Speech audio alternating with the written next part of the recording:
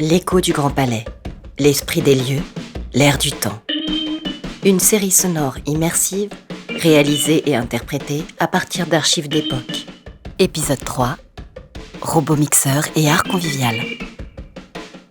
Extrait du journal des actualités françaises, édition du 3 mars 1960. À Paris, le Grand Palais accueille pour la dernière année un salon où l'on parle cuisine.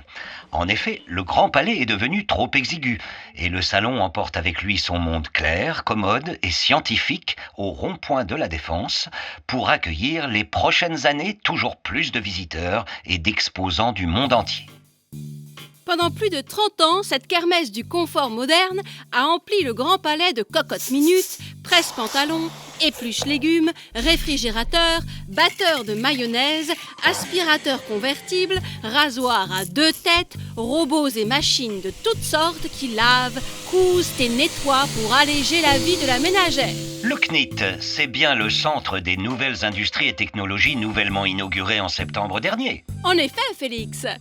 Mais alors, et je pense faire écho à la question que bon nombre de Français doivent se poser en ce moment même, que va-t-on faire de notre bon vieux Grand Palais ? Oh, pas d'inquiétude, Félix. Le Grand Palais n'a pas dit son dernier mot et il abritera désormais uniquement des expositions culturelles. Monsieur André Malraux, notre ministre de la Culture, a ainsi lancé un vaste projet de rénovation pour transformer les galeries du Grand Palais. Il en a confié l'aménagement à l'architecte Pierre Vivien. Extrait du magazine des Arts du 4 août 1966. Le Grand Palais est depuis quelque temps le théâtre de travaux gigantesques.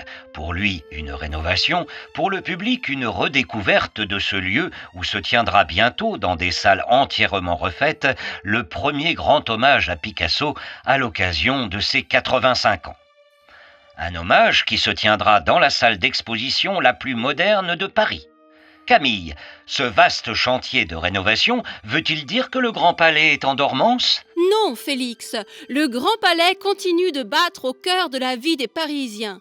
Il est une véritable petite cité où, en dépit des travaux, vous pouvez visiter les installations permanentes et les expositions temporaires du Palais de la Découverte et vous pouvez voir travailler les étudiants en architecture qui ont rejoint les locaux. Vous pouvez également visiter l'exposition de l'Art nègre qui nous vient de Dakar et qui est le fruit d'une collaboration internationale inédite. Au Grand et Petit Palais, les expositions Picasso ont connu plus que du succès. Pendant des semaines, une foule s'est pressée, muette et déconcertée, devant les œuvres de l'artiste le plus controversé du XXe siècle. Extrait de L'avenir est à vous, émission du 18 mars 1967. Mademoiselle, bonjour. Dites-moi, que pensez-vous de l'exposition dans laquelle nous nous trouvons ? Ça m'amuse. Je ne peux pas dire que j'ai énormément de sympathie, mais je trouve que c'est quand même extraordinaire. Oui, bonjour jeune homme. Et vous ? J'ai beaucoup aimé les portraits et les styles qui évoluent, avec des thèmes qui reviennent sans cesse, comme la guitare. Mais je regrette que nous ne puissions pas admirer Guernica. Vous allez souvent au musée ? Non, je n'y vais jamais. Et dites-moi, qu'est-ce qui vous a donné envie de venir ici au Grand Palais pour voir l'exposition Picasso ? Les expositions temporaires sont présentées dans les journaux et par la publicité, un peu comme un spectacle. Or, moi, j'aime beaucoup les spectacles. C'est passé de mode, les musées. C'est un peu désuet pour les jeunes maintenant. Un musée, il est tout le temps là et on s'y habitue. Tandis que pour une exposition, je peux voir un peintre en particulier. C'est un peu comme quand je vais au théâtre pour voir une pièce. Alors, je préfère me divertir et aller voir une exposition temporaire comme celle-là. Et puis, la blancheur et la lumière, ça aide à voir une œuvre. Or, quand tout est noir ou brun comme dans un musée, les parquets et tout ça, ça gêne. Et il y a aussi le silence dans les musées. On regarde une toile avec une certaine religion, mais il y a une distance qui est créée entre l'œuvre et l'artiste par le musée en lui-même.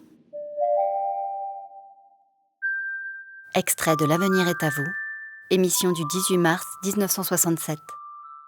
Camille, je crois que vous avez rencontré Reinhold Arnould, qui est le conservateur du Grand Palais. Oui, Félix, tout à fait. Monsieur Arnould est avec nous.